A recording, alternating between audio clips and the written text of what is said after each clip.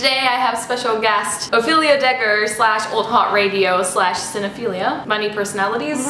Hopefully one of them will be here today. The reason why we're here is that I know things about classic books. She knows things about classic movies. We're gonna exchange some knowledge. Like sponges. Okay, close your eyes while I talk to these people over here. I have made a selection of 5 of my favorite classics. Don't look! I think all of these are written between 1800 and 1900. These are books that will change Chelsea's life. We'll see how it goes. What's wrong with my life? Are you ready? I'm ready for Wuthering Heights. You've mentioned it to me a million times, so I'm making the assumption she loves it very much. We all know it's gonna be here. Number 1, Wuthering Heights. Wuthering Heights! This is my all-time favorite book / classic, favorite everything. Reasons why I think Chelsea should read it. It's gothic fiction. Fun. It's one of those classics that has a very complicated way of telling the story, like it's a narrative inside a narrative. They were quite big fans of story and story and story. I like that in film. Excellent. The first time I read it, I definitely struggled through it because you get introduced to so many characters and then they go away for a long time. It is technically a love story, but it's one of those like doomed, tragic love stories, which are always my favorite. A lot of the characters are really annoying and just not likable, which I also think is good. I quite enjoyed that in books. Yeah, I'm not a fan of amiable characters. And also the setting of this book is my favorite ever. The setting of these 2 houses in the middle of nowhere. That's recommendation number 1.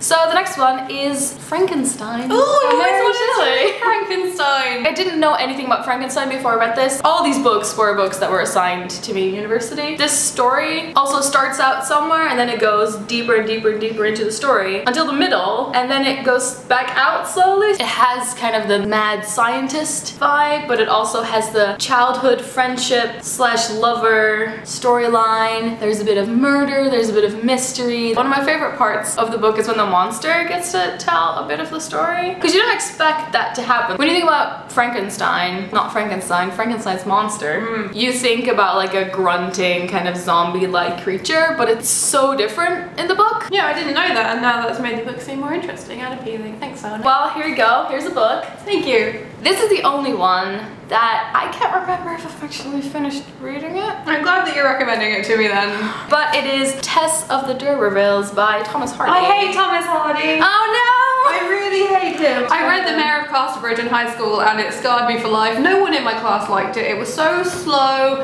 and boring, and in my mind, like, Thomas Hardy's the only person I actively avoid in literature. I have the BBC miniseries and I've watched that so many times that I can't remember if I've actually finished the book, but also very sad. Possibly one of the saddest stories. Can I just watch the BBC miniseries? There's a bit of ambiguity in it. It's also very much about, you know, a time where people were just publicly shamed for their decisions. And it's very much about the class system as well. It's like about a poor family trying to claim kinship. We'll see how that goes.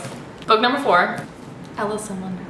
Oh, I haven't read and I should have read. I know what's happening here. I was also assigned to read this book for class. Studying it made it so much more interesting. She goes into Wonderland, is completely confused and overwhelmed by everything, and slowly she starts getting the upper hand. So it's just one of those books that it's referenced everywhere, so you kind of need to read it and you'll recognize things. People often say, like, if you do literature or film, that you shouldn't study the films that you already love because it'll ruin them for you. But A, I don't think that's true, but B, I found that I've really grown to appreciate films I didn't particularly like in the first place. After every lecture, if I hadn't finished a book yet, I was like, now I really want to read it because now I know all the other things about it. Like, it's not just a story anymore, but it has so many things behind it. Okay, you ready for the last book? This is the most fun one. I can guess who it's by, I cannot guess what it is. Yes, there's one person that we haven't talked about yet.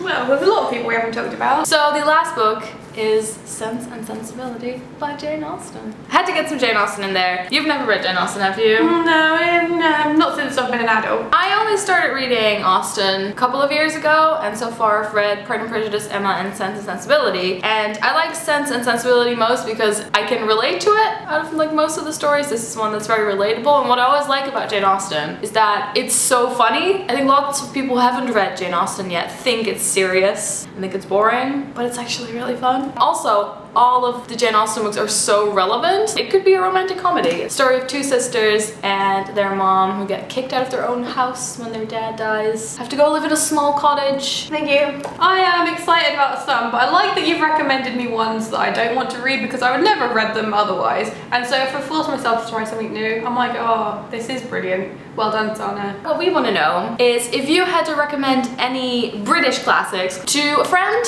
which ones would you recommend? If you want to go check out Chelsea's channel, which is Old Hot Radio, she talks about books sometimes. She has a really nice bookshelf tour. I think you should go check that out. There's a nice bookshelf behind me always, so that's a good enough reason. See you later, everybody!